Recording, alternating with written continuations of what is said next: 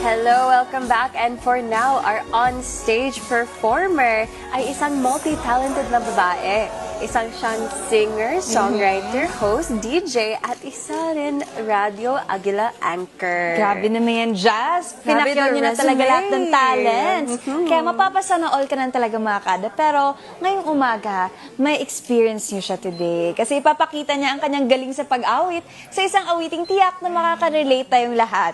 To sing All Out of Love, let's give it up for Debbie Lopez.